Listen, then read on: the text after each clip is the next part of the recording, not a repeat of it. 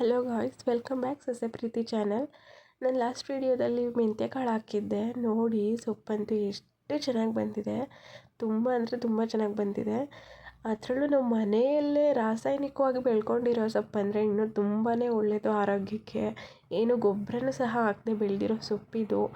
ಹಾಗೆ ಮೆಂತ್ಯ ಸೊಪ್ಪಿಂದ ಏನೇನು ಯೂಸ್ ಇದೆ ಅನ್ನೋದನ್ನು ನಾನು ನಿಮಗೆ ಮುಂದೆ ಹೇಳ್ತೀನಿ.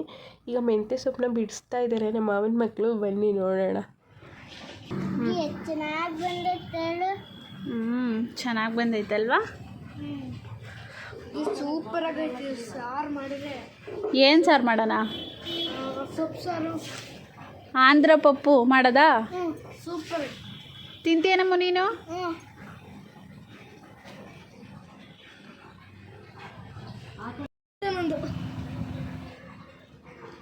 ಸೂಪರ್ ಆಗಿ ಕೇಳ್ತಾಳಲ್ವಾ?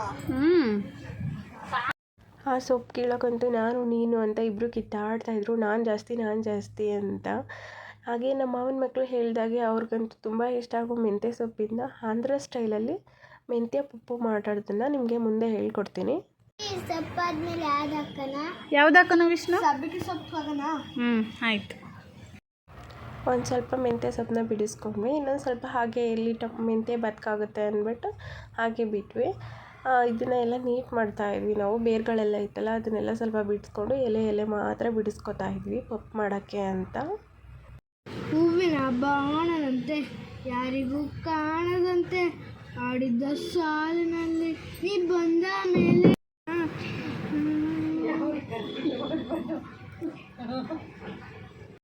ನಮ್ಮ ಇಷ್ಟನ ಗೊತ್ತಿಲ್ಲದಾಗೆ ರೆಕಾರ್ಡ್ ಮಾಡಿದ್ದನ್ನ ಹಾಡು ಹೇಳ್ತಾ ಇದ್ದ ಅವನು. ನಮಗಂತೂ ತುಂಬ ನಗು ಬರ್ತಿತ್ತು. ಸೊಪ್ಪೆಲ್ಲ ಬಿಡಿಸಿದ್ದಾಯಿತು. ಈ ಥರ ನೀಟಾಗಿ ನಾನು ತೊಳಿತೀನಿ ಅಂತ ಇದ್ಲು ನಮ್ಮಮ್ಮ.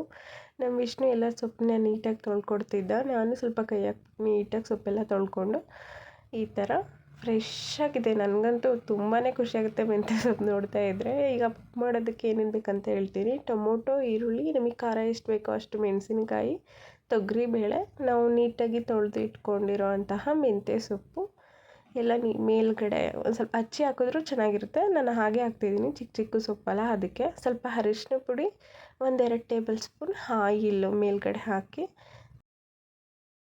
1-2 ಗ್ಲಾಸ್ ನೀರು ಹಾಕ್ಬಿಟ್ಟು 1-3 ವಿಷಲ್ ಕೂಗಿಸ್ಕೋಬೇಕು. ಟೊಮೊಟೊ, ಮೆಣಸಿನ್ಕಾಯಿ ಎಲ್ಲ ಈ ಥರ ಸ್ಮ್ಯಾಶ್ ಮಾಡ್ಕೋಬೇಕು ನೀಟಾಗಿ. ಹಾಗೆ ಮೆಂತ್ಯ ಸೊಪ್ಪನ್ನ ಬಂದುಬಿಟ್ಟು ಬಾಣಂತಿಯರು ತಿನ್ನೋದ್ರಿಂದ ತುಂಬಾ ಒಳ್ಳೆಯದು. ಹಾಲು ಚೆನ್ನಾಗಿ ಬರುತ್ತೆ ಮಕ್ಕಳಿಗೆ.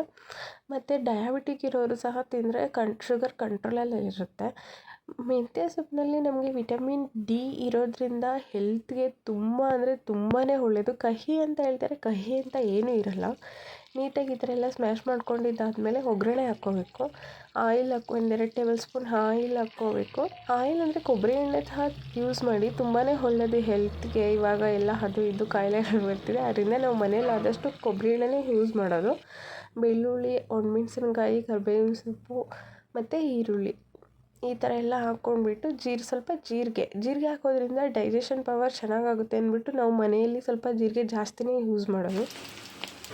ಒಗ್ಗರಣೆ ಎಲ್ಲ ಆದಮೇಲೆ ಕೊತ್ತಂಬರಿ ಸೊಪ್ಪನ್ನ ಸ್ವಲ್ಪ ಸಣ್ಣದಾಗಿ ಹಚ್ಬಿಟ್ಟು ಹಾಕ್ಕೋಬೇಕು. ಟೇಸ್ಟ್ ಇನ್ನೂ ಚೆನ್ನಾಗಿರುತ್ತೆ. ಈ ಮೆಂತ್ಯ ಸೊಪ್ಪನ್ನ ಆ್ಯಕ್ಚುಲಿ ದೊಡ್ಡವ್ರು ಮಾತ್ರ ಅಲ್ಲ, ಚಿಕ್ಕ ಮಕ್ಕಳು ಸಹ ತಿನ್ಬೋದು. ಖಾರ ಇರೋಲ್ಲ. ನಮಗೆ ಖಾರ ಎಷ್ಟು ಬೇಕೋ ಅಷ್ಟು ನೋಡಿ ಹಾಕ್ಕೊಂಡ್ರೆ ನಿಜವಾಗ್ಲೂ ತುಂಬ ಚೆನ್ನಾಗಿರುತ್ತೆ. ಮಕ್ಕಳಂತೂ ತುಂಬ ಇಷ್ಟಪಟ್ಟು ತಿಂತಾರೆ. ಈಗಿನ ಜನ್ರೇಷನಲ್ಲಿ ಚಿಕ್ಕ ಮಕ್ಕಳು, ಬೆಳೆಯೋ ಮಕ್ಕಳು ಕಾಲು ನೋವು, ಕೈ ನೋವು ಅಂತಿರ್ತಾರೆ. ಅಂಥ ಮಕ್ಕಳು ತಿಂದರೆ ಅಂತೂ ನಿಜವಾಗ್ಲೂ ಕಾಲು ನೋವು, ಕೈ ನೋವು, ಹೊಟ್ಟೆ ನೋವು ಸಹ ಏನೂ ಬರೋದಿಲ್ಲ. ತುಂಬ ಚೆನ್ನಾಗಿ ಡೈಜೆಷನ್ ಆಗುತ್ತೆ.